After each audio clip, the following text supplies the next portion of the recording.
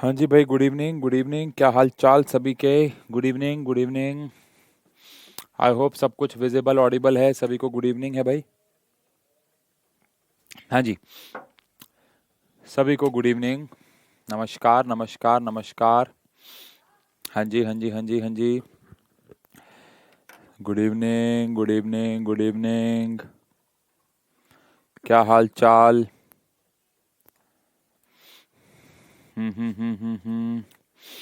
Good evening good evening.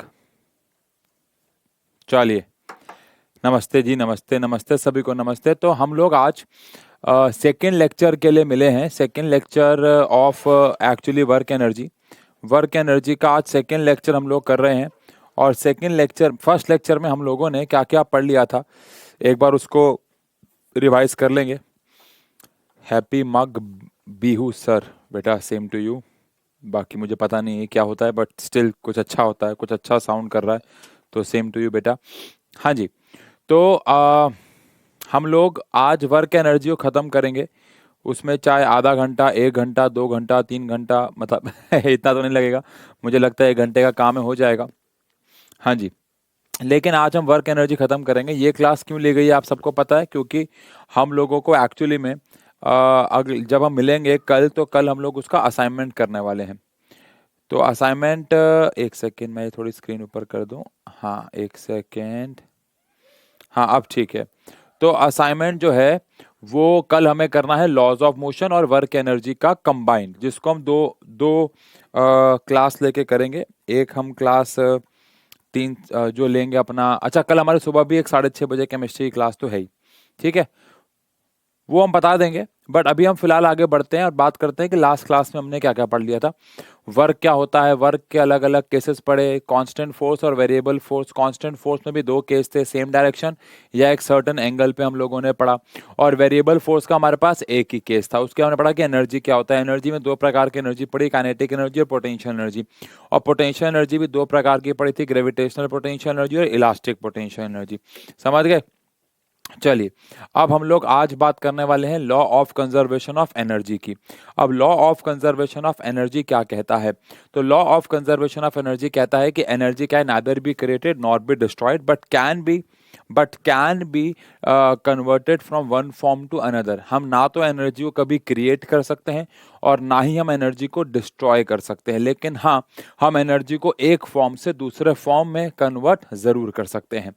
इसको हम बहुत अलग अलग तरीके से डिफाइन कर सकते हैं। एक तो तरीका ये है, और एक तरीका ये भी होता है कि total energy of an isolated system. एक आइसोलेटेड सिस्टम अगर है जिसमें से कुछ आ नहीं रहा, जा नहीं रहा, तो उसकी जो टोटल एनर्जी है वो कांस्टेंट रहती है।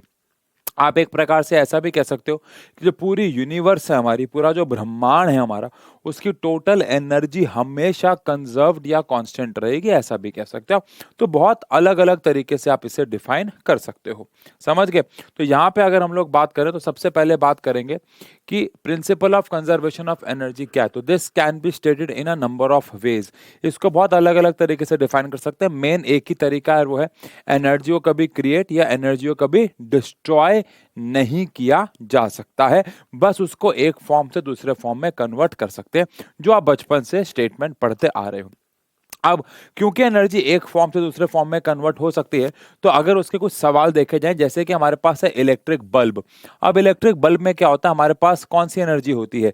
इलेक्ट्रिक एनर्जी होती है। मतलब इलेक्ट्रिक बल्ब को हम इलेक्ट्रिक एनर्जी देते हैं और बदले में हमें वो लाइट एनर्जी देता है। थोड़ी बहुत वो हीट भी देता है, बट हम उसको यूज नहीं कर रहे हैं। तो जो एनर्जी हम यूज करते हैं हमेशा ट्रांसफॉर्मेशन में उसी को लिखा जाता है। जैसे कि इलेक्ट्रिक मोटर की अगर बात करें तो उसमें इलेक्ट्रिक एनर्जी जो है वो मैकेनिकल एनर्जी, यानी कि उसके अंदर के पैडल को कह लो या टरबाइन को कह लो या शाफ्ट को कह लो, जो मर्जी नाम दे दो, उसको घुमाने में हमारी मदद करती है।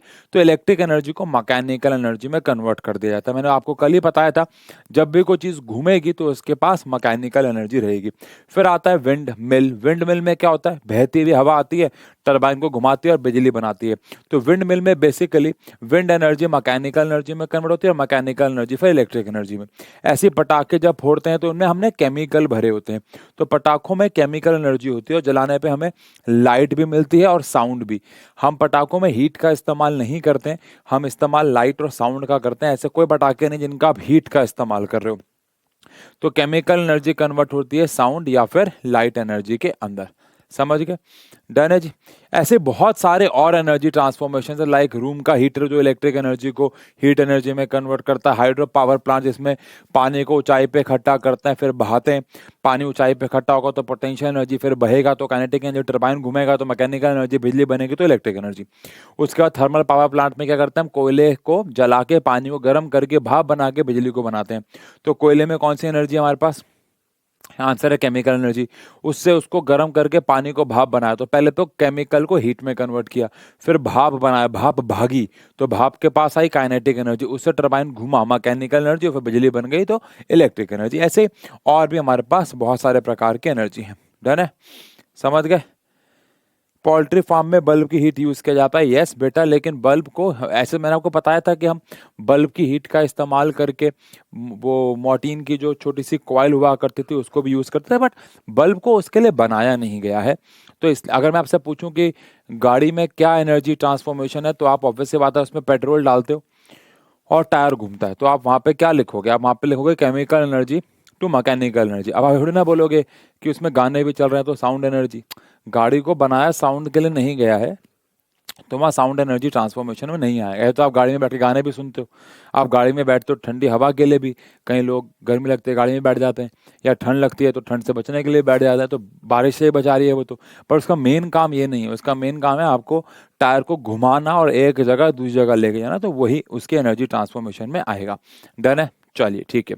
इसके बाद आता है हमारे पास law of conservation of energy in a freely falling body. ये डेरिवेशन एग्जाम में बहुत आती है ये, हाँ, इसलिए मैं ये पूरी डेरिवेशन यहाँ पे करवाने वाला हूँ आपको। ऑल द डेरिवेशन, हाँ, हाइड्रो पावर प्लांट में काइनेटिक एनर्जी से पोटेंशियल एनर्जी होना चाहिए? बिल्कुल नहीं होना चाहिए बेटा। क्यों होना चाहिए? हाइड्रो पावर प्लांट में पानी ऊपर होता है तो पोटेंशियल से काइनेटिक होगा ना, काइनेटिक से पोटेंशियल थोड़ी ना होगा। ऊपर पानी को ऊंचाई पे रखा फिर छोड़ दिया, तो शुरुआत ऊंचाई पे रखने से हुई तो पोटेंशियल एनर्जी थी, फिर काइनेटिक एनर्जी आई। काइनेटिक से पोटेंशियल क्यों होगा? पोटेंशियल से काइनेटिक होगा ना दित्ते। चलो ठीक है।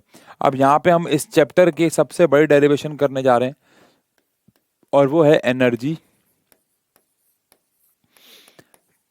ट्रांसफॉर्मेशन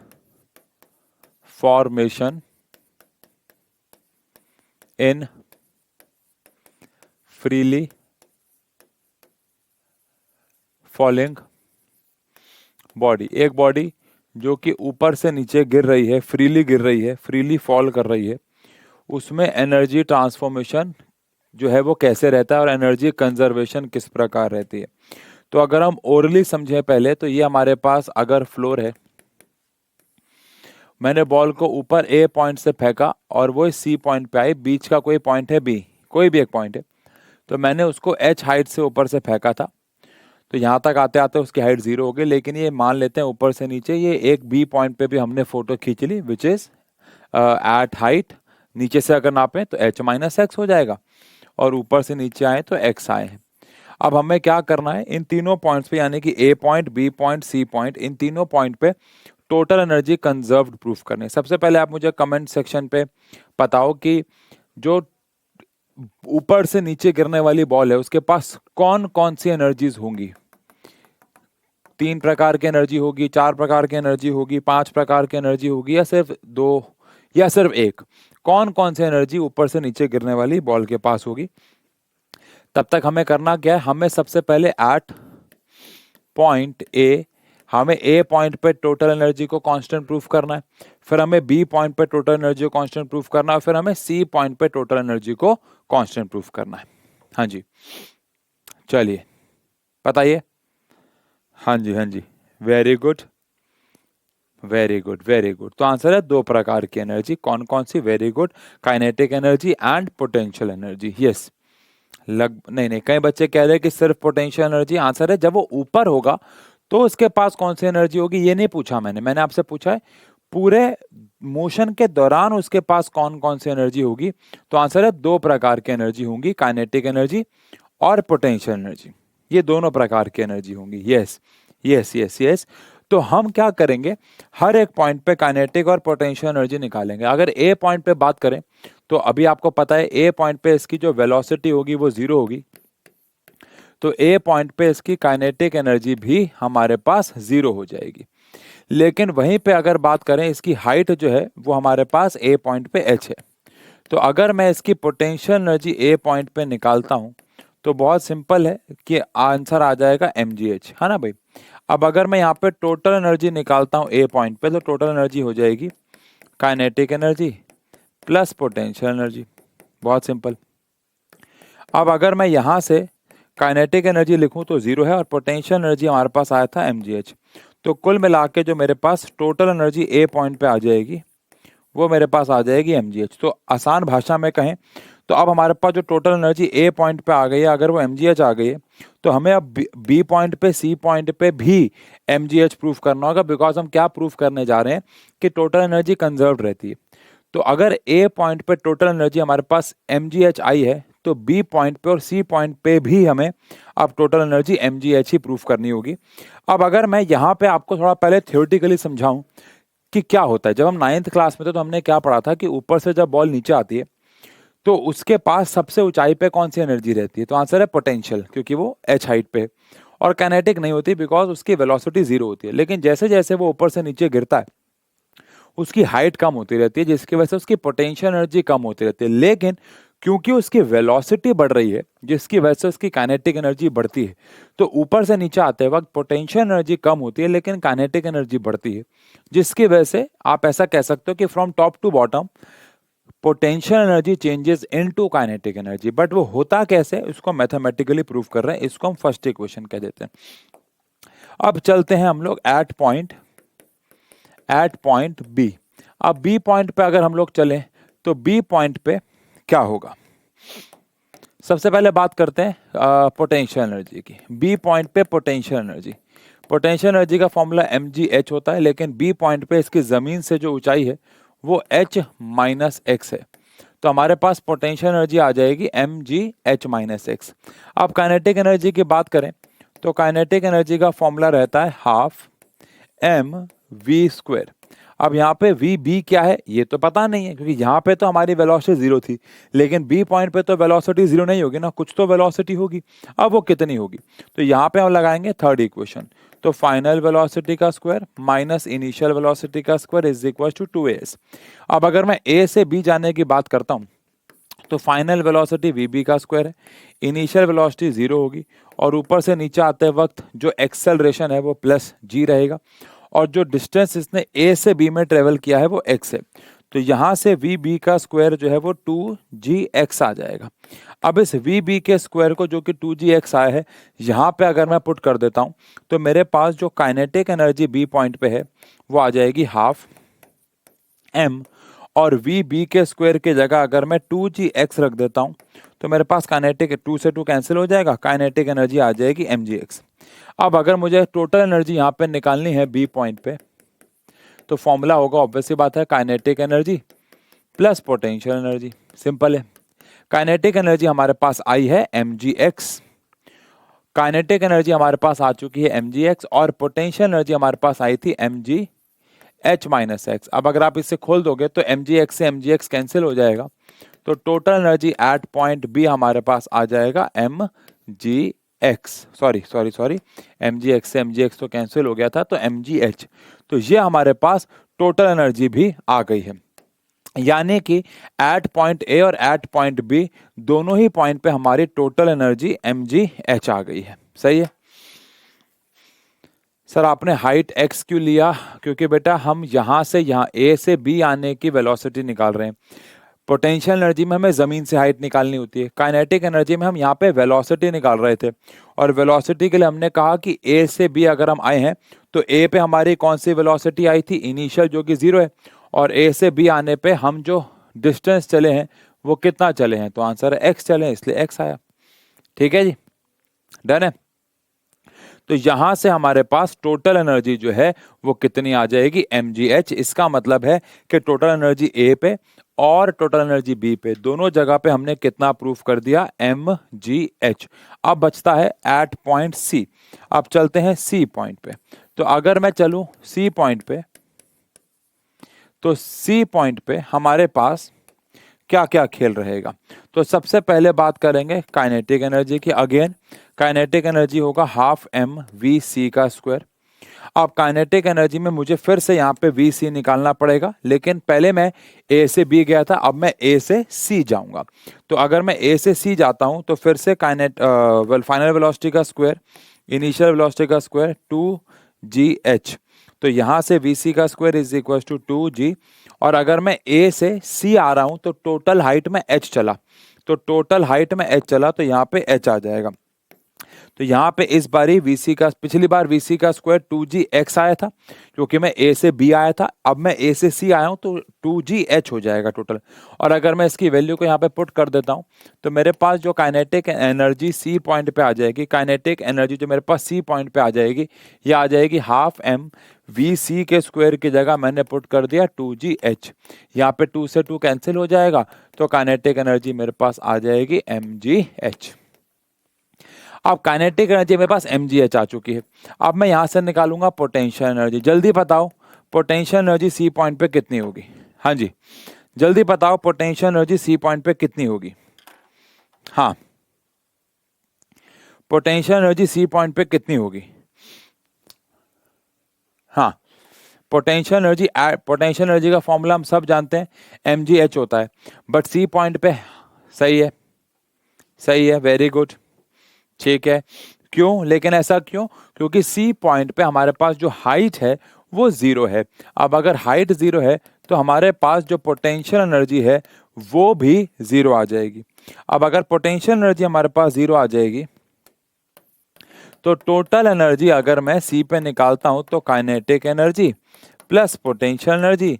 अब क्योंकि ये मेरे पास mgh आ चुका है तो यहाँ से मेरे पास mgh प्लस जीरो जो कि mgh आ जाएगा। तो आसान भाषा में कहें तो हमने तीनों जगह पे जो टोटल एनर्जी है उसको mgh प्रूफ कर दिया है, जिससे कि साबित होता है कि जो टोटल एनर्जी रहती है वो कंजर्व्ड रहती है एक फ्रीली फॉलिंग बॉडी पे। ए पे भी mgh आ गया, बी पे भी mgh आ गया और सी पे भी mgh आ गया। सही है, डन है जी, डन है। चलिए, ये पेज हमारे पास अभी फिलहाल खाली है, देखते हैं कुछ काम आएगा आगे तो यूज कर लेंगे। हाँ जी, डन है। चलो ओके, अब हमारे पास दो प्रकार के यहाँ पे कोलिजन आते हैं। अच्छा, ये पेज यहाँ पे इलास्टिक कोलिजन के लिए होगा। तो यहाँ पे हमारे पास टाइप्स ऑफ कोलिजन आते हैं। टाइप्स ऑफ कोलिजन की अगर बात की जाए तो जब भी दो बॉडीज आपस में टकराती हैं तो उसे हम बोलते हैं टाइप्स ऑफ कोलिजन। में दो प्रकार, देखो मेनली देखा जाए तो कोलिजन हमारे पास दो टाइप का होता है। हाँ, मेनली देखा जाए तो कोलिजन हमारे पास दो टाइप का होता है। एक होता है इलास्टिक कोलिजन और एक होता है इन इलास्टिक कोलिजन। एक होता है इलास्टिक कोलिजन और एक होता है हाँ, हमने इसमें एयर ड्रैग को इंक्लूड नहीं किया। और एक होता है इन इलास्टिक कोलिजन। लेकिन हमारी थ्योरी के हिसाब से चार प्रकार के कोलिजन होते हैं, इलास्टिक और परफेक्टली इलास्टिक, इन इलास्टिक और परफेक्टली इन इलास्टिक। तो उसको एक बार आओ समझते हैं। हम लोगों ने मोशन, लॉज ऑफ मोशन में अगर देखा जाए तो पढ़ा था कि जब भी दो बॉडीज आपस में कोलाइड होती हैं तो टोटल मोमेंटम बिफोर कोलिजन और टोटल मोमेंटम आफ्टर कोलिजन ये बराबर रहता है। टोटल मोमेंटम बिफोर कोलिजन और टोटल मोमेंटम आफ्टर कोलिजन ये बराबर रहता है, चाहे कोई भी प्रकार का कोलिजन हो। जब हम लोग law of conservation of momentum पढ़ रहे तो हमने कहीं पे भी टाइप ऑफ कोलिजन की बात नहीं की थी, क्योंकि उससे कोई फर्क नहीं पड़ता कि कोलिजन कौन सा है। कोलिजन कोई भी हो, total momentum before collision total momentum after the collision के बराबर रहता है। लेकिन अगर मैं यहां पे बात करूं तो मेरे पास सबसे पहले आता है इलास्टिक कोलिजन। अब ये इलास्टिक कोलिजन क्या होता है? तो अगर मैं इलास्टिक कोलिजन के बारे में शॉर्ट में समझूं तो इलास्टिक कोलिजन ये है जिसमें काइनेटिक एनर्जी बिफोर कोलिजन जो है ये लगभग बराबर होती है kinetic energy after the collision के। यानी ऐसा टाइप का कोलिजन जिसमें ऑब्जेक्ट जब आपस में टकराएगा तो टकराने से पहले और टकराने के बाद की काइनेटिक एनर्जी लगभग सेम होगी।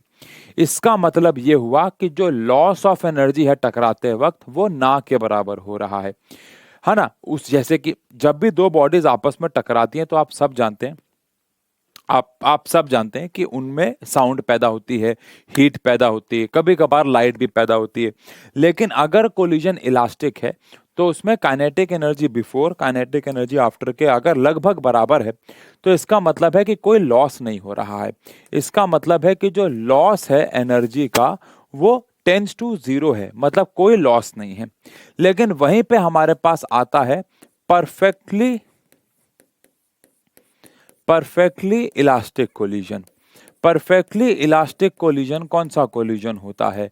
परफेक्टली इलास्टिक कोलिजन में जो काइनेटिक एनर्जी है बिफोर कोलिजन ये एग्जैक्टली बराबर होती है काइनेटिक एनर्जी आफ्टर कोलिजन के। ध्यान रखिएगा, काइनेटिक एनर्जी बिफोर कोलिजन ये एग्जैक्टली बराबर होती है kinetic energy after the collision के। अब अगर ये एग्जैक्टली बराबर होती है तो इसमें जो लॉस होगा वो जीरो होगा। ऊपर वाली में लॉस लगभग जीरो है, लेकिन अगर यहाँ पे एग्जैक्टली बराबर है तो जीरो ही हो जाएगा। अब आप सब जानते हैं कि परफेक्टली इलास्टिक कोलिजन एग्जिस्ट नहीं करती है ना, तो कोई भी कोलिजन 100% परफेक्टली इलास्टिक नहीं हो सकता है। तो कोई भी कोलिजन आप ऐसा कह सकते हैं डजंट एग्जिस्ट, ये कोलिजन एग्जिस्ट ही नहीं करता है। क्यों? क्योंकि ऐसा हो ही नहीं सकता है कि दो बॉडीज आपस में टकराएं और टकराने के बाद कोई हीट पैदा ना हो, कोई लाइट पैदा ना हो, कोई साउंड पैदा ना हो, ऐसा हो ही नहीं सकता है। इसलिए कोई भी कोलिजन इसका नाम ही परफेक्टली है बेटा, कुछ भी परफेक्ट नहीं होता है, आपको सबको पता है ना। ये हमारी गलत फहमी होती है। आपके भी जीवन में कभी ना कभी कोई इंसान आएगा या आया होगा जो आपको लगा था कि परफेक्ट है, लेकिन बाद में आप गलत साबित हुए ना, नहीं निकला ना वो परफेक्ट, आपको पता है ना बच्चों। तो परफेक्टली इलास्टिक, परफेक्ट कुछ भी नहीं होता है, आप सबको पता है। तो परफेक्टली इलास्टिक कोलिजन सिर्फ किताबों में होता है। सारे कोलिजन जो हम पढ़ रहे हैं वो या तो इलास्टिक होंगे या इनइलास्टिक। इलास्टिक कोलिजन के अगर एग्जांपल लें तो दो कांच की बॉल्स का आपस में टकराना, दो गैस के मॉलिक्यूल्स का लगभग आपस में टकराना। काइनेटिक थ्योरी ऑफ गैसेस में अगर हम पढ़ रहे थे तो आपको याद होगा कि हमने पढ़ा भी था कि परफेक्टली इलास्टिक कोलिजन हम मान रहे हैं गैसेस को, ऑल्दो वो परफेक्टली इलास्टिक नहीं लेकिन लगभग इलास्टिक कोलिजन रहता है। गहरी बात कर दी मैंने, है ना। चलो ठीक है। लेकिन वहीं पे अगर बात करें तो यहाँ पे बिल्कुल इसका कॉन्ट्रास्टिंग उल्टा आता है और उसको हम लोग बोलते हैं परफेक्टली इनइलास्टिक। अब परफेक्टली इनइलास्टिक कोलिजन बिल्कुल इसका उल्टा है। कह रहा है इसका मतलब सर आपके साथ भी हुआ है। अब मेरे साथ क्या क्या हुआ है कभी फुर्सत में डिस्कस करेंगे बेटा, अभी आप अपने पेपर दे लो बेटा, नहीं तो रो पड़ोगे आप लोग। चलिए अब हम लोग बात करेंगे परफेक्टली इनइलास्टिक कोलिजन की, जिसके आगे देखो परफेक्टली लिखा आ गया।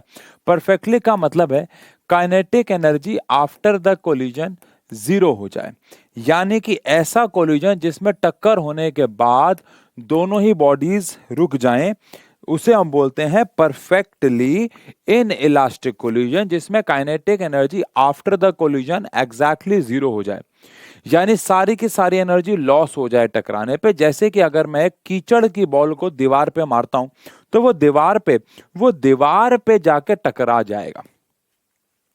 सर सलमान खान को लोग मिस्टर परफेक्ट कहते हैं बेटा, फिर गाड़ी ढंग से क्यों नहीं चलाई उन्होंने ओह माय गॉड, गहरी बात कर दी। चलो बेटा, मैं कह रहा था कि परफेक्टली इनइलास्टिक कोलिजन की अगर बात करें, परफेक्टली इनइलास्टिक कोलिजन में kinetic energy after the collision जो है वो एग्जैक्टली जीरो हो जाता है, यानी सारी की सारी एनर्जी का लॉस हो जाता है। लेकिन कीचड़, जैसे मैं आपको कीचड़ की बॉल का एग्जांपल लिया, तो कीचड़ की बॉल अगर दीवार पे मारूंगा तो वो टकरा के वापस थोड़ा सा ही सही लेकिन आएगा जरूर। आप सबको पता है, थोड़ा ही सही लेकिन आएगा जरूर। बात समझ में आई? तो इनइलास्टिक कोलिजन क्या होती है? ऐसा कोलिजन जिसमें kinetic energy after the collision लगभग जीरो होता है। एग्जैक्टली जीरो नहीं हो सकता, लगभग जीरो होता है, उसे कहते हैं काइनेटिक एनर्जी आफ्टर जीरो। लगभग हो गया तो इसे हम बोल देंगे इनइलास्टिक कोलिजन। समझ गए? सही है। ओके, हाँ, डन है। चलिए अब अगर हम बात करें तो इलास्टिक कोलिजन, इनइलास्टिक कोलिजन में क्या क्या डिफरेंसेस हैं या क्या क्या सिमिलैरिटीज हैं। पहली बात तो, अच्छा अब आपके मन में आएगा कि मैं जब इलास्टिक बोल रहा हूं तो मैं इलास्टिक बोल रहा हूं या परफेक्टली इलास्टिक बोल रहा हूं। तो अब आपको ये ध्यान रखना है कि दोनों हमारे लिए लगभग सेम ही बात हो गई। अगर मैं कहीं पे बोल रहा हूं इलास्टिक तो आपको समझ जाना है कि हम परफेक्टली इलास्टिक की ही बात कर रहे हैं। जब भी आप वर्ड यूज किया जाएगा इलास्टिक, काइनेटिक एनर्जी बिफोर और आफ्टर बराबर रहेगी, और जब भी वर्ड यूज किया जाएगा इन इलास्टिक तो काइनेटिक एनर्जी आफ्टर जीरो हो जाएगी। परिभाषा में चार थे, अब हमें सिर्फ दो ही मान के चलने हैं, ये बात ध्यान रहेगी। चलो ठीक है ठीक है, हाँ हाँ बेटा, हाँ मुझे पता है वर्क एनर्जी थ्योरम और कोफिशिएंट ऑफ रेस्टिट्यूशन, क्यों नहीं, सब पूरा चैप्टर अगर रिवाइज करवाना तो सब करवाएंगे, टेंशन मत लो। चलो ठीक है, अब हम बात करेंगे यहाँ पे कि पहली बात तो फर्स्ट पॉइंट सिमिलैरिटी है, चाहे कोई भी कोलिजन हो मोमेंटम बिफोर मोमेंटम आफ्टर बराबर रहेगा। इसमें काइनेटिक एनर्जी बिफोर आफ्टर बराबर रहती है, इसमें बिफोर आफ्टर बराबर नहीं रहती बल्कि आफ्टर जीरो हो जाती है। अच्छा, इसमें एक्शन रिएक्शन फोर्सेस बराबर रहेंगे, इसमें बराबर रहेंगी, इसमें कोई लॉस ऑफ एनर्जी नहीं होगा ऐसा हम मान रहे हैं, और इसमें लॉस ऑफ एनर्जी होगा। सही है, ओके डन है। चलो ओके, आगे बढ़ते हैं, अगला सवाल। अब बात आती है, लो जी आगे, कोफिशिएंट ऑफ रेस्टिट्यूशन क्या होता है। कोफिशिएंट ऑफ रेस्टिट्यूशन पढ़ने के बाद इस चैप्टर की सबसे इंपॉर्टेंट एक डेरिवेशन पे चलेंगे जो कि एग्जाम में बहुत आती है, उसको भी समझेंगे।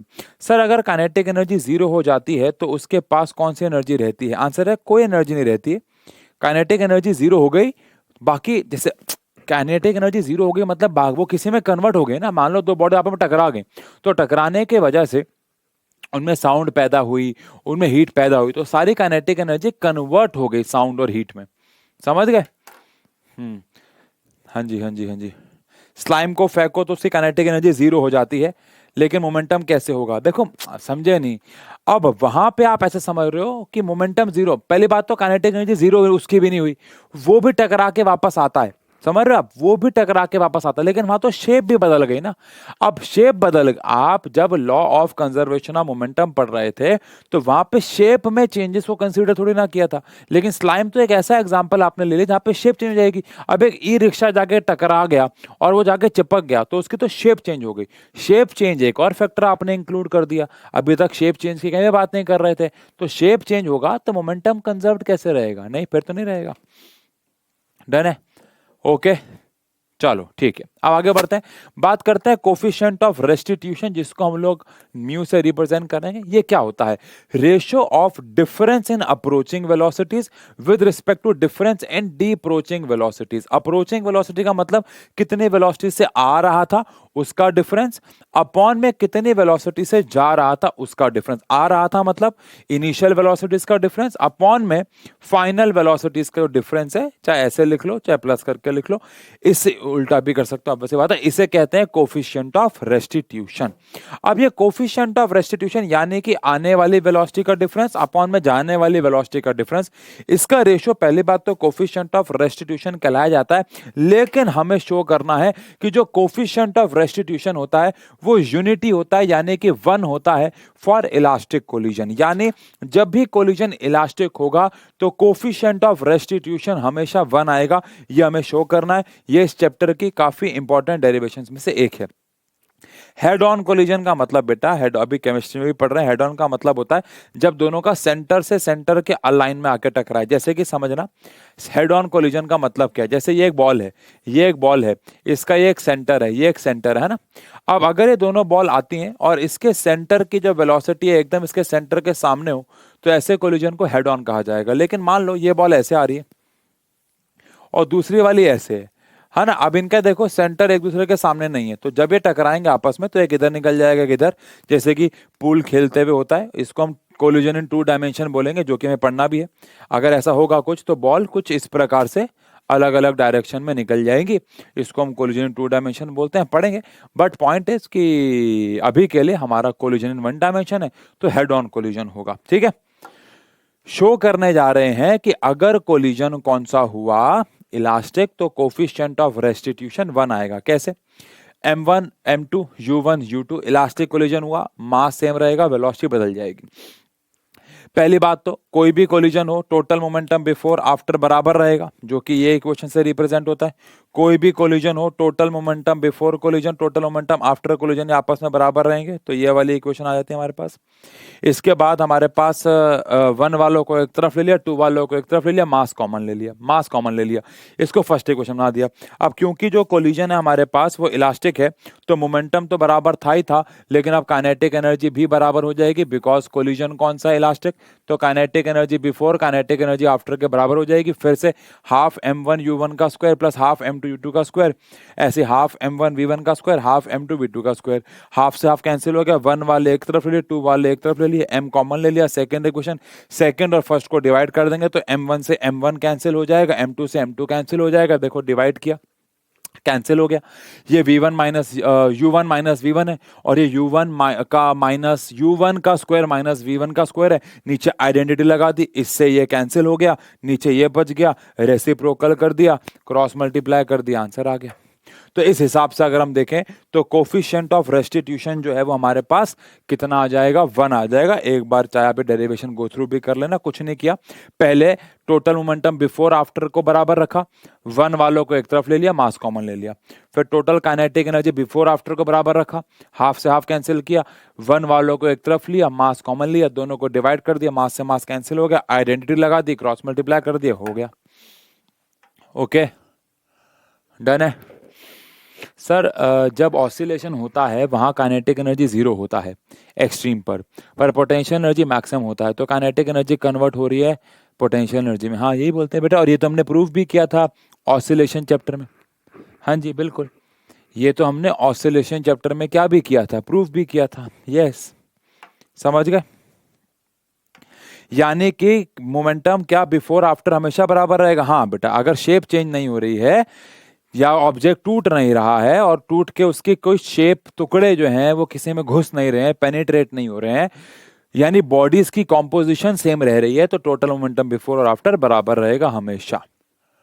सही है, चलो जन। अब यहां पे हमारे पास आता है कि जो coefficient of restitution perfectly inelastic collision के लिए वो जीरो हो जाएगा, बिकॉज ऑब्वियसली बात है आफ्टर जो वेलोसिटीज रहेंगी वो जीरो हो जाएंगी, तो ये जीरो हो जाएगा, तो वो जीरो आ जाएगा। अब यहाँ पे एक बहुत इंपॉर्टेंट सवाल हमारे एग्जाम के लिए, आप में से बहुत सारे बच्चे जानते हैं कि हमारे एग्जाम पॉइंट ऑफ व्यू से बड़ा ही इंपॉर्टेंट सवाल है और एग्जाम में काफ़ी बार आया भी हुआ है, और आप में से ही बहुत सारे बच्चों के ये जो अभी कुछ टेस्ट वगैरह हुए होंगे जिनमें ये चैप्टर आया होगा, उसमें हो सकता है ये आया हो तो बताना, नहीं आया हो तो अब आ जाएगा, क्योंकि काफ़ी इंपॉर्टेंट है, ये बहुत बार आता है। सवाल क्या है, हमें ये शो करना है कि जब भी इलास्टिक कोलिजन होगा और हेड ऑन कोलिजन होगा, और अगर बॉडीज आपस में आइडेंटिकल हैं, आइडेंटिकल बॉडीज का मतलब होता है जिनका सेम, आइडेंटिकल बॉडीज का मतलब है जिनका सेम साइज है, सेम शेप है, सेम मास है, सब कुछ सेम है, उन्हें हम आइडेंटिकल बॉडीज कहते हैं। जैसे कि दो कंचे, सर ये 5 नंबर के क्वेश्चन में आया था, 5 नंबर में पूरा तो नहीं आया होगा बेटा, मुझे लगता है ना, पार्ट्स में आया होगा, शायद 3 नंबर में आ गया होगा या 2 नंबर में आ गया होगा, मुझे लगता है 5 नंबर का, मुझे लगता है पूरा सवाल तो नहीं होगा ये। एक बच्ची कह रही है कि 5 नंबर में आया था, पानी कहाँ गया यार यहाँ से, 5 नंबर में आया था लेकिन पूरा तो नहीं शायद आया होगा, है ना। चलो ठीक है ना, हाँ आता है, लेकिन पेपर में आता है, 3 नंबर में आ जाएगा, 3 नंबर मुझे लगता है आ सकता है, 2 में भी आ सकता है, ऐसी बात नहीं है। ठीक है, शो करना है कि इलास्टिक हेड ऑन कोलिजन, अगर इलास्टिक हेड ऑन कोलिजन हो रही है और आपस में आइडेंटिकल बॉडीज टकरा रही हैं, तो टकराने के बाद उनकी जो वेलोसिटी है वो एक्सचेंज हो जाएगी। वेलोसिटी एक्सचेंज हो जाएगी का मतलब क्या है, जैसे इसकी वेलोसिटी टकराने से पहले u1 थी और इसकी u2 थी, तो टकराने के बाद इसकी हो जाएगी v1 और इसकी हो जाएगी जो v2, तो हमें प्रूफ करना है कि जो v1 है वो एक्चुअली u2 हो जाएगा और जो v2 है वो एक्चुअली में u1 हो जाएगा। समझने वाली बात है, हमें यह प्रूफ करना है कि जब भी कोलिजन इलास्टिक होगा और हेड ऑन होगा और आइडेंटिकल बॉडीज के बीच में होगा तो वेलोसिटी एक्सचेंज हो जाएगी। 3 नंबर की डेरिवेशन आई थी सर, ठीक है ठीक है ठीक है ठीक है, सही है। हाँ चलो आओ, अब अगर हम लोग बात करें तो ये कैसे प्रूफ कर सकते हैं कि टकराने के बाद इनकी वेलोसिटी ही एक्सचेंज हो जाएगी। ये कैसे प्रूफ कर सकते हैं, आओ जरा समझें। तो सबसे पहले आता है हमारे पास, क्योंकि कोई भी कोलिजन हो, law of conservation of momentum तो बराबर रहेगा, यानी total momentum before collision is always equal to total momentum after the collision. सबसे पहली बात। दूसरी बात, वही वाला काम सेम करना है यहाँ पे, बस फर्क ये है पिछली बार m1 m2 m1 m2 था, इस बार सब m होगा क्योंकि आइडेंटिकल बॉडीज है, तो m से m कैंसिल हो जाएगा। 1 वालों को एक तरफ, 2 वालों को एक तरफ, फर्स्ट इक्वेशन। तो सेम काम है, सेम काम है, बस फर्क ये है कि इस बार m से m कैंसिल हो जाएगा। अब क्योंकि कोलिजन इलास्टिक है तो फिर से वही kinetic energy before kinetic energy after के बराबर, हाफ से हाफ कैंसिल और m से m भी इस बार कैंसिल हो जाएगा। फिर से वही 1 वालों को एक तरफ, 2 वालों को एक तरफ, और फिर से वही यहाँ पे आइडेंटिटी लगा दी। आइडेंटिटी लगा दोगे तो ये आपस में कैंसिल हो जाएगा, बिकॉज ये आपस में बराबर था तो ये आ जाएगा। इसको मान लो आप सेकेंड इक्वेशन। अब सेकेंड और फर्स्ट को आप ऐड कर दोगे, अगर आप इन्हें ऐड कर दोगे तो u1 और कहाँ गया u1 ऐड हो जाएगा, लेकिन v1 से v1 कैंसिल हो जाएगा, तो u1 is equal to v2 हो जाएगा, और सब्ट्रैक्ट कर दोगे तो v1 is equal to u2 हो जाएगा। शॉर्ट में आया था, 2 नंबर में आया था सर, ठीक है। यानी कि ये जो इक्वेशन आई है सेकेंड और फर्स्ट, सेम काम, देखो सेम अभी वही करना है। पहले टोटल मोमेंटम बिफोर आफ्टर बराबर, इस बार m से m कैंसिल हो जाएंगे, 1 वालों को एक तरफ, 2 वालों को एक तरफ। फिर total kinetic energy before after बराबर, फिर इस बार हाफ से हाफ तो कैंसिल होगा लेकिन m भी कैंसिल हो जाएंगे। फिर 1 एक तरफ, 2 एक तरफ, और आइडेंटिटी लगा देंगे, खोल देंगे, कैंसिल कर देंगे, 2 इक्वेशन बन जाएंगे। दोनों को ऐड करोगे तो एक चीज प्रूव हो जाएगी, सब्ट्रैक्ट करोगे दूसरी चीज प्रूव हो जाएगी। समझ गए? ओके, डन है। एक बार इसको पढ़ो, जब तक मैं फटाक से पानी लेके आता हूं। इसको पढ़ो, मैं पानी लेके आ रहा हूं, और उसके बाद आपको हम कोलिजन 2 डायमेंशन कराएंगे। 2 डायमेंशन तो वैसे स्किप भी कर सकते हैं बिकॉज हमारे सिलेबस का हिस्सा नहीं है वो, उसकी डेरिवेशन, बट मैं फिर भी करा दूंगा। उसके बाद पावर करेंगे, फिर हम करेंगे वर्क एनर्जी थ्योरम, ठीक है। फिर हमारी क्लास खत्म हो जाएगी जल्दी से।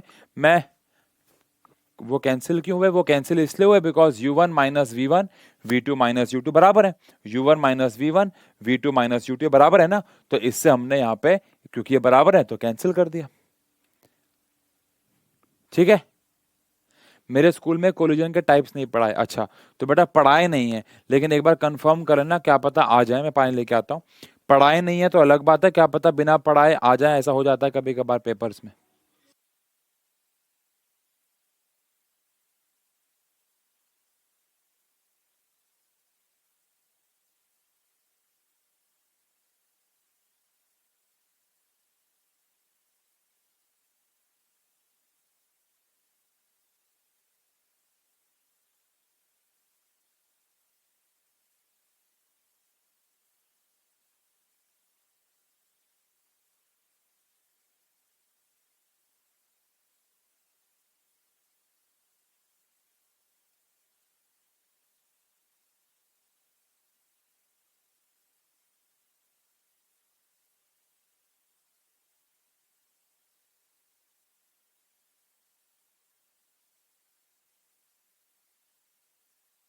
हाँ जी, डन है, पढ़ लिया, चलो ठीक है। अब अगर आगे बात करें तो यहाँ पे आता है हमारे पास collision in 2 dimension. Again collision in 2 dimension बहुत सारे स्कूल्स में नहीं कराया जाता, और अगर करवाते भी हैं तो सिर्फ डायग्राम बनवाते हैं, बिकॉज इसके जो हम पीछे डेरिवेशन करने वाले हैं एज सच उसका कोई फायदा है नहीं।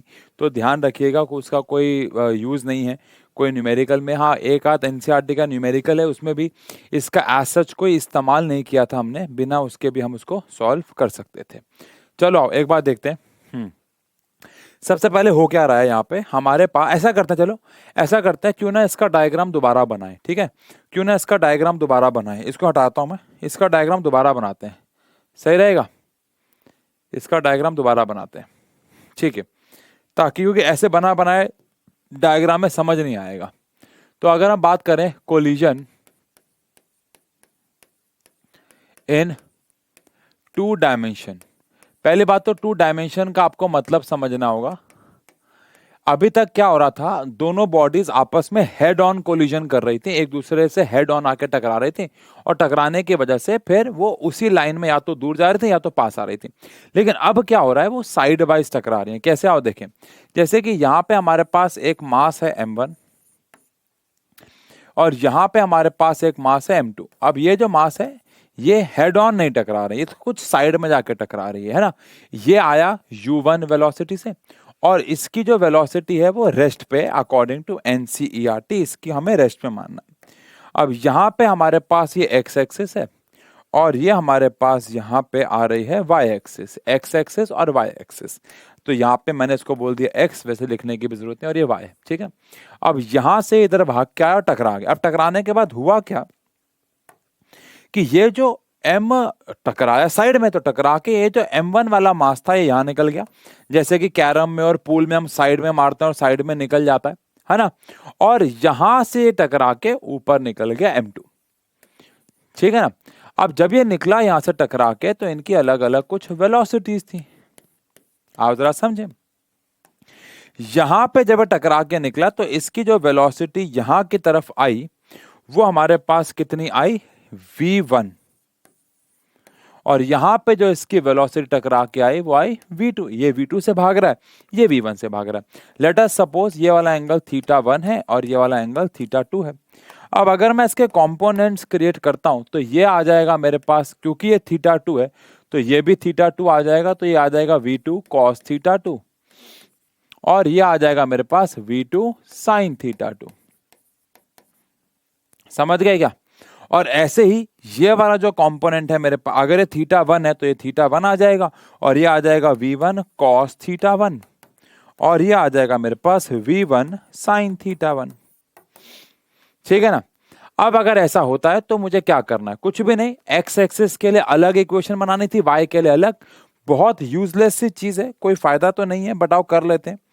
कैसे, समझो। सबसे पहले अगर मैं एक्स एक्सिस की बात करता हूं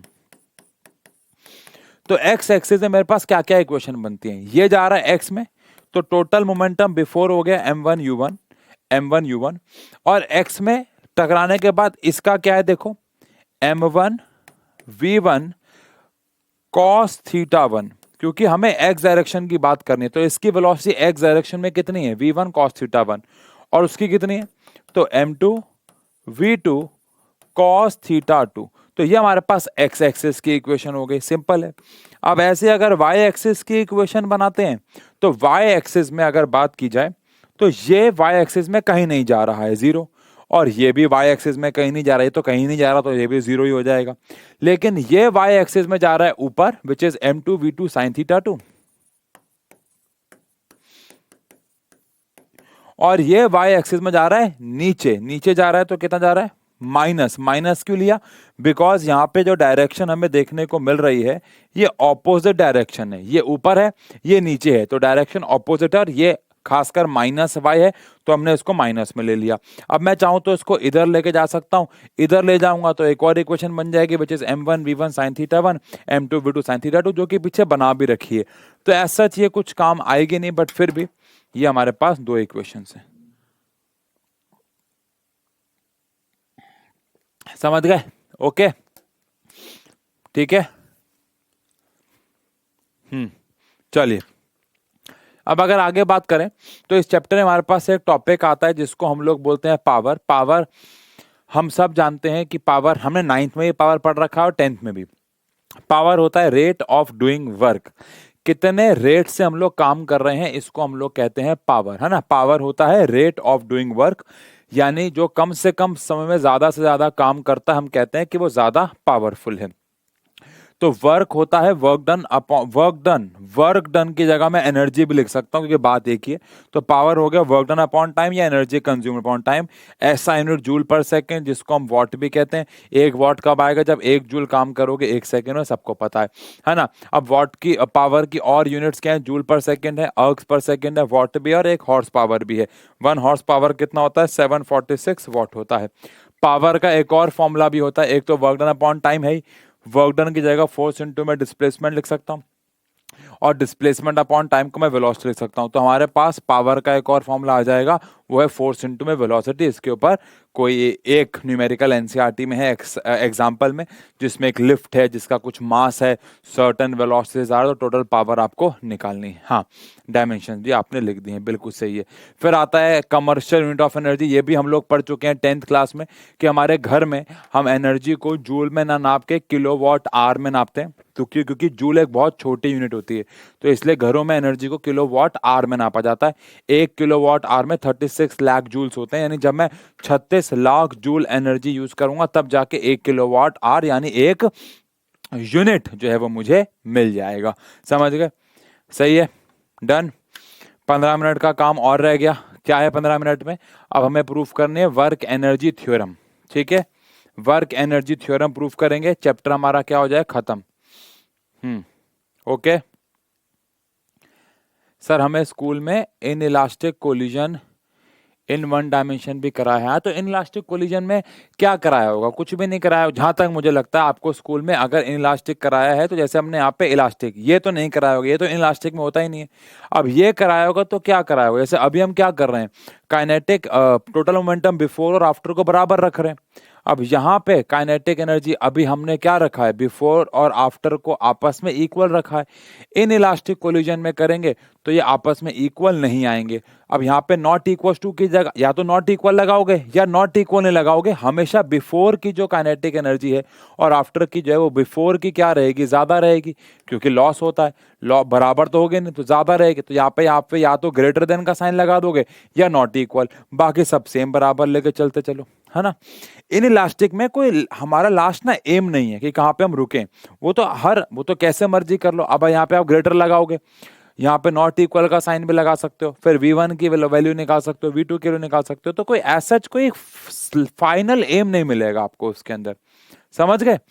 ये दो बच्चे सवाल पूछ रहे थे, पलक और सिमरन, इन दोनों बच्चों का आंसर मैंने दे दिया है। दोनों के डेरिवेशन में कोई डिफरेंस नहीं है, बस इक्वल के बजाय ग्रेटर देन का साइन लगा दो या नॉट इक्वल का लगा दो। सर क्वेश्चन था m1 और m2 is equal to v1 v2 है, तो क्या वैल्यू θ1 θ2 के बराबर होगी? अच्छा, ये तो सवाल बन गया है ना, ये तो सवाल है। देखो जैसे कि यहाँ पे अगर हम लोग बात करें तो हमारे पास क्या रेशो है, m1 v1 sign θ1, m2 v2 sign θ2। अब अगर मैं इसको इधर ले जाता हूँ तो m1 v1 m1 अपॉन में m2 v1 अपॉन v2 होगा। अब अगर दोनों आपस में इनका रेशियो बराबर है, कैंसिल हो जाएगा, तो साइन θ1 साइन θ2 के बराबर हो जाएगा, तो θ1 θ2 के बराबर हो जाएगा। यस, हाँ ठीक है ना, डन है, ओके। हाँ, अगर देखो, अब अगर मान लो चेंज इन काइनेटिक एनर्जी निकलवाया है, तो चेंज इन काइनेटिक एनर्जी तो अभी हम वर्क एनर्जी थ्योरम से भी निकाल सकते हैं बेटा। चेंज इन काइनेटिक एनर्जी हम वर्क एनर्जी थ्योरम से भी कैलकुलेट कर सकते हैं। बाजू में है सर देखो, हाँ बाजू में है सर देखो, बाजू में, हाँ तो बाजू में तो करा ही रखा है ना, हाँ वहां पे भी करा रखा है। तुमने कहा ना बाजू में देखो, मैं अपने बाजू के साइड में देखने वाला था, मैंने कहा भाई ये क्या दिख रहा है इसको मेरे बाजू में। ठीक है ठीक है, चलो डन, आगे बढ़ते हैं बेटा। अब यहाँ पे मेरे पास एक्चुअली में पेजेस खत्म हो गए, तो मैं यहाँ पे 2 पेजेस इंट्रोड्यूस कर देता हूँ ताकि हम लोग क्या करें, एक सेकेंड, हाँ, ताकि हम लोग क्या करें, वर्क एनर्जी थ्योरम कर सकें। ठीक है बेटा, जो बच्चे एक दो बच्चे कह रहे हैं वो ऑफलाइन के ही हैं शायद, तो चेंज इन का, हाँ तो चेंज इन, पलक भी ये कह रही है और सिमरन भी। सिमरन आप मुझे एक बार दिखा देना कल ऑफलाइन में आके, परसों मैं एक बार देख लूंगा कि कहाँ पे फाइनल कहाँ तक छोड़ा हुआ है, उसी के फॉर्म में फिर हम क्लास में निकाल देंगे, ठीक है ना, क्योंकि अभी मुझे नहीं पता कि कहाँ तक निकालना है। एक सेकेंड रुकते हैं, मैं यहाँ पे 2 पेजेस इंट्रोड्यूस कर देता हूँ ताकि हम वर्क एनर्जी थ्योरम पढ़ के आज की क्लास को समाप्त कर सकें यहीं पे। ठीक है, 3 पेज तो छोड़ने पड़ेंगे मुझे लगता है कम से कम, वाइट पे, ठीक है। चलिए डन है, और ये डन है। हाँ, कल हमारी सुबह भी 6:30 बजे क्लास है, सुबह 6:30 बजे केमिस्ट्री को खत्म करेंगे, ठीक है। चलिए डन। अब अगर हम लोग बात करें तो यहां पे हमारे पास आता है वर्क एनर्जी थ्योरम। अब वर्क एनर्जी थ्योरम क्या कहती है? वर्क एनर्जी थ्योरम, वैसे तो देखो जब आप बड़े हो जाओगे तो आप कहोगे कि वर्क एनर्जी थ्योरम कहती है कि जो total change in kinetic energy है वो वर्क के बड़े होके बोलोगे कि total change in energy work के बराबर होते हैं। लेकिन अभी हम लोग क्या बोल रहे हैं, सिर्फ अभी हम लोग कहते हैं 11th क्लास में, according to work energy theorem the work done is always equal to the change in kinetic energy, और उल्टा भी कह सकते हो, the change in kinetic energy is always equal to work done. ध्यान रखना जो मैं क्या कह रहा हूं आपको, अभी अभी हम लोग कैसे डिफाइन कर रहे हैं इसको, सिर्फ काइनेटिक एनर्जी में चेंज ले रहे हैं। लेकिन बड़े होके आप ये समझोगे कि किसी भी प्रकार की जो एनर्जी है उसमें अगर चेंज आएगा तो वो बेसिकली वर्क डन के बराबर ही होगा। पर अभी के लिए हमारी 11th क्लास में हम लोग इससे बोलते हैं कि change in kinetic energy is always equal to work done. इसको ऐसे भी लिख सकते हैं और इसको ऐसे भी लिख सकते हैं कि वर्क डन जो है वो चेंज इन काइनेटिक एनर्जी है ना। अब जैसे कुछ बच्चे मुझे कह रहे थे कि चेंज इन काइनेटिक एनर्जी निकाला है, तो उसको वर्क डन से भी निकाल सकते हैं। अब अगर वर्क डन से निकाल सकते हैं तो इसीलिए उसको हमें इन इलास्टिक कोलिजन से निकालने की उतनी जरूरत पड़ती नहीं है। बट फिर भी एक बार दिखा देना कि कल क्या करवाया है। ठीक है, चलो अब अगर हम आगे बात करें, इसके दो तरीके हैं। पहला है मेथड वन जहां पे हम लोग कांस्टेंट फोर्स के लिए काम करते हैं। अगर फोर्स कांस्टेंट है तो हम वर्क एनर्जी थ्योरम कैसे प्रूफ कर सकते हैं, आओ जरा समझें। फिर हम वर्क एनर्जी थ्योरम कैसे प्रूफ कर सकते हैं।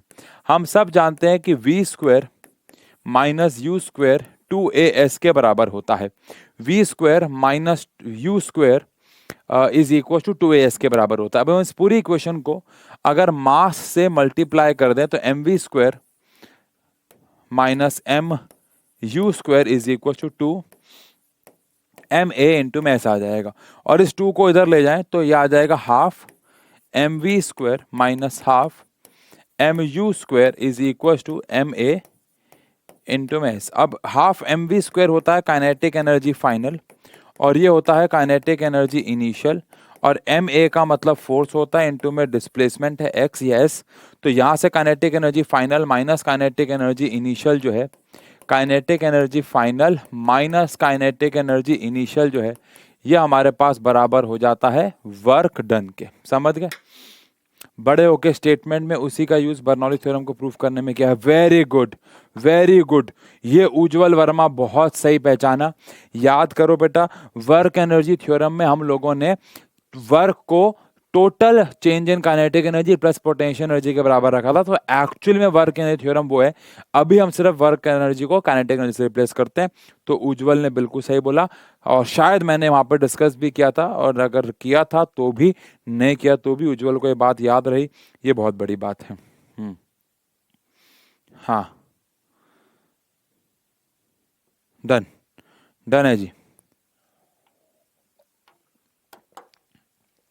ध्रुव पूछ रहा है क्या ये derivation exam point of view से इंपॉर्टेंट है, तो आंसर है हाँ, बहुत ज्यादा इंपॉर्टेंट है, बहुत ज्यादा, बहुत ज्यादा। मतलब इस चैप्टर में सबसे ज्यादा जो डेरिवेशन पूछी गई है आज तक इतिहास में इस चैप्टर से, वो कहीं ना कहीं एक तो इलास्टिक कोलिजन में वेलोसिटी एक्सचेंज वाली पूछी गई है, और एक बेटा वर्क एनर्जी थ्योरम ही पूछी गई है। सबसे ज्यादा इंपॉर्टेंट है।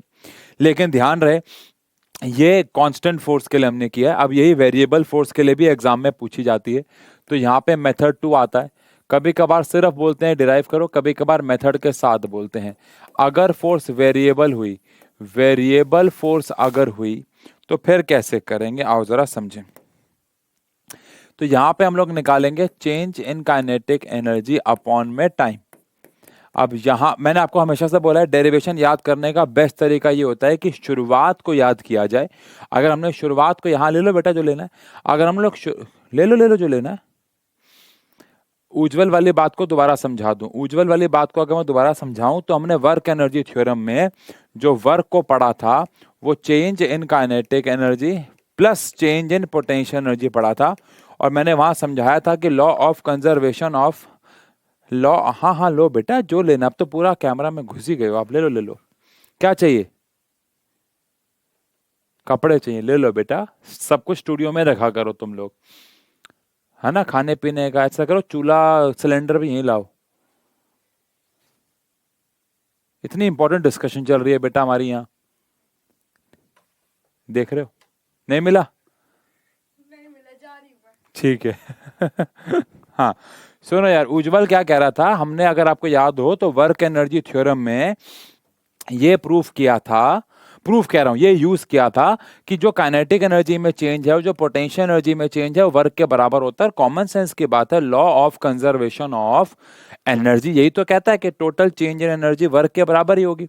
अभी के लिए हम लोग क्या कर रहे थे, अभी के लिए हम लोगों ने, मतलब हमारी पढ़ाई ने हमें सिर्फ काइनेटिक एनर्जी में चेंज दिया, बिकॉज ज्यादातर क्वेश्चंस में हम लोग सिर्फ गाड़ी जा रही है रोड पे तो रोड पे ही रहेगी चीजें, एक प्लेन पे रहेंगे तो पोटेंशियल एनर्जी में चेंज आता नहीं, इसलिए ऐसा किया। ठीक है। इसलिए ऑल दो वर्क एंड थ्योरम ऐसी होनी चाहिए। हाँ, नहीं नहीं, क्या नहीं था, अदा आयत थी उशांक सर की बेटी। ठीक है ठीक है ठीक है ठीक है। हाँ, इन एक्चुअली सब बच्चे के साथ ऐसे ही होता है, जब अगले कल, मतलब कल स्कूल होता है तो एक घंटे रात को पहले सोने से पहले चीज़ें याद आती हैं कि कहाँ रखी हैं कहाँ नहीं रखी हैं। और एक्चुअली एक बात बताता हूँ आपको, हमारे ना पूरे घर में सारे कमरों में सबसे गर्म कमरा यही वाला है, क्योंकि यहाँ पे ना स्टायरोफॉर्म लगी हुई है आसपास, मतलब साउंड एब्जॉर्बर, और यहाँ ये जलते रहते हैं। अभी मैं इस वक्त नंगे पैर हूँ, है ना, और मुझे इसमें भी गर्मी लग रही है सच बोलूँ तो। अभी मैं बाहर था, सीधा आया तो मैंने इसको पहना, अदरवाइज ये कमरा बहुत गर्म है। अगर मैं हाफ स्लीव्स में भी रहूँ तो भी नॉर्मल लगता है। तो ज़्यादातर लोग इसी कमरे में बैठते हैं तो क्योंकि ठंड बहुत है आजकल, तो चीज़ें यहीं पे छूट जाती हैं उनकी। हाँ, ठीक है ठीक है ठीक है, ज़्यादा बातें नहीं करते, ख़त्म करते हैं चैप्टर को। हाँ जी, चलिए। तो शुरुआत यहाँ आपको याद रखने की change in kinetic energy upon time से करनी है। अब काइनेटिक एनर्जी का फॉर्मूला हमारे पास हाफ mv² रहता है। अब यहाँ पे change in kinetic energy upon में अगर टाइम की बात करूँ तो यहाँ से हाफ बाहर आ गया, m बाहर आ गया बिकॉज ये कांस्टेंट है, और यहाँ पे dv² dt आ जाएगा। तो change in kinetic energy upon में टाइम आ गया, यहाँ पे हाफ आ गया, m आ गया। अब यहाँ पे चेन रूल लगेगा, अगर आपको याद हो तो चेन रूल कैसे लगेगा, चेन रूल कैसे लगेगा, तो यहाँ पे पावर आगे आ जाएगी, पावर में से एक माइनस हो जाएगा, पावर आगे आ जाएगी, पावर में से एक माइनस, लेकिन डेरिवेटिव विदाउट पावर भी आपको करना पड़ेगा, क्योंकि ऊपर अलग फंक्शन नीचे अलग फंक्शन है, 2 से 2 कैंसिल हो जाएगा। तो change in kinetic energy upon में टाइम आ गया, यहाँ बच गया हमारे पास mv। अब अगर आपको पता है तो dv/dt हमारे पास एक्सेलरेशन होता है, तो यहाँ पे हमारे पास चेंज इन काइनेटिक एनर्जी आ गया, ये मास इनटू में एक्सेलरेशन आ गया, और ये v dt उधर जाके मल्टीप्लाई हो गया।